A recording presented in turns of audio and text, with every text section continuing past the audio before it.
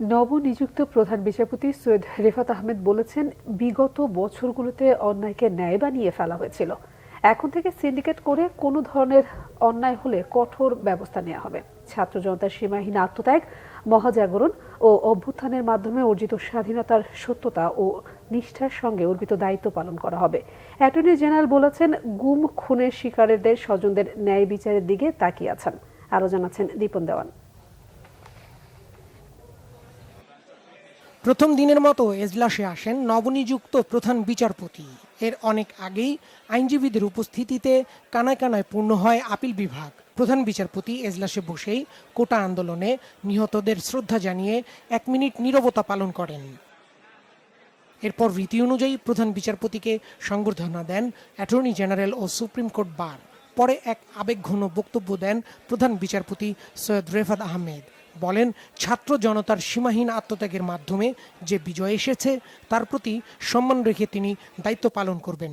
পরে সংবাদ সম্মেলনে অ্যাটর্নি জেনারেল বলেন, গুম খুনের শিকারদের পরিবারগুলোর বিচারের জন্য প্রধান বিচারপতির দিকে তাকিয়ে আছে। বিচার বিভাগে অনেক অনাচার হয়েছে, অন্যায় হয়েছে, অবিচার হয়েছে।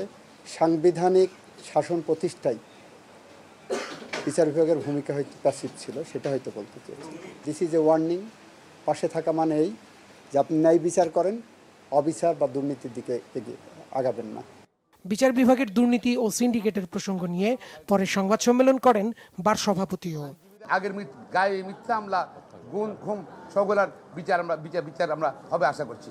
পাশাপাশি তথাকথিত ক্রস ফায়ারের নামে যে হত্যা হয়েছে সেগুলোও বিচার হওয়া বলে আমরা অমান্য করি।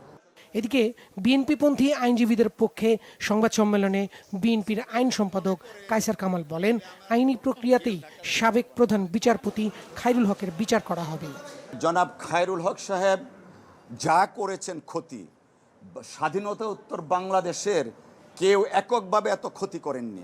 তার একক সিদ্ধান্তে তৎকালীন সময়ে আওয়ামী লীগের প্রভাবে প্রভাবিত হয়ে একক সিদ্ধান্তে তত্ত্বাবধায়ক সরকার ব্যবস্থা অ্যাবলিশ করে দিলেন।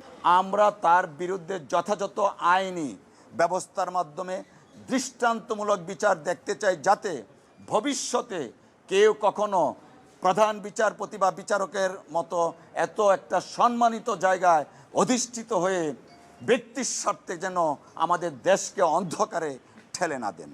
মঙ্গলবার থেকে পুরোদমে শুরু হবে আপিল বিভাগের বিচার কাজ। নবনিযুক্ত প্রধান দীপন দেওয়ান, বাংলা ভিশন, ঢাকা।